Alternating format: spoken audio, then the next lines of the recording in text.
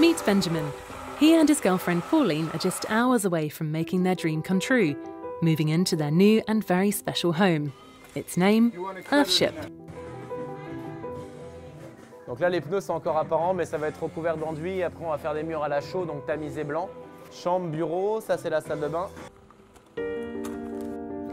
We're in Bira, a small remote village in France, 2 hours from Bordeaux. Their house has something extra special. It's entirely self-sustainable. It stores rainwater and filters it. It regulates indoor temperatures without heaters. The electricity comes from solar panels. And most importantly, it produces their food thanks to an inside greenhouse. On a trouvé ça complètement hallucinant d'avoir une serre à l'intérieur de ta maison. Du coup, tu as une sorte d'autosuffisance. Ça respecte un principe humain de base, le fait qu'aucune eau n'est perdue. Tous les déchets humains des eaux grises vont servir à nourrir les plantes. T'as pas une maison, t'as un Earthship. Donc t'as une maison qui vit avec toi, qui est limite un 4e ou un 5e membre de la famille.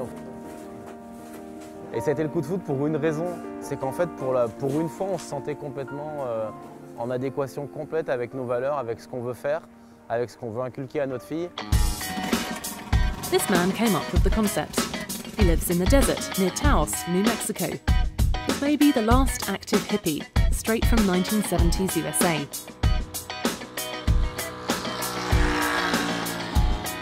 Back then, it was the beginning of the ecology movement. As a young architect, Michel Reynolds had one obsession: creating an autonomous house using mostly recycled materials, wheels for the walls, glass bottles or cans for insulation. I've been called a hippie, I've been called unorthodox. I am going in a different direction. So hippie or not, we are going to be warm in the winter without fuel, you know. Hippie or not, we're going to have water from the sky that's not full of chlorine and fluoride. So it really doesn't matter what they term it. The thing is, when they walk in a building like this in the winter, they're going to say, oh my God, this is warm, and it has no heating bill. For a long time, it was a hippie thing that people laughed at. But today, it seems like a very serious route to take for a generation that's no longer confident about the future. I think I'm observing that people are getting a little bit afraid of the future, because where are we going to get water for our family? Where are we going to get comfort and shelter and you know, heating and cooling for our family? What is going to happen to all the rivers and streams and ocean? Like Bali, for instance, in Indonesia has destroyed the coral all around it because of its sewage. You know, people are starting to hear and see that, and they're wanting to find another direction for themselves.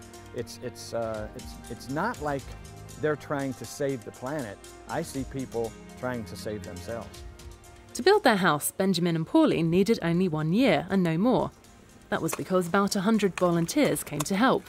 They're from all over the world and are all crazy about these houses, which they regard as a kind of philosophy of life.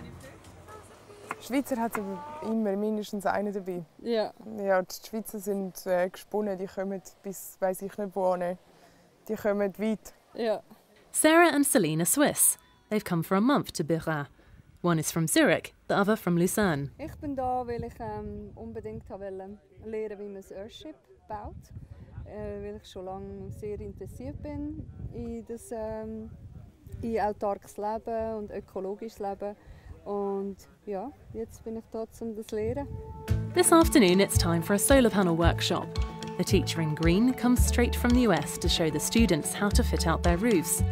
Earthship says the community consists of 120,000 people around the world, passionate enough to pay 2,500 Swiss francs to come here, board and lodging not included. Venir ici, apprendre comment se construit une maison autonome, c'était pour moi apprendre pour pouvoir retransmettre. Je fais partie de la génération qui a récupéré en fait ce qui a été fait par les générations précédentes.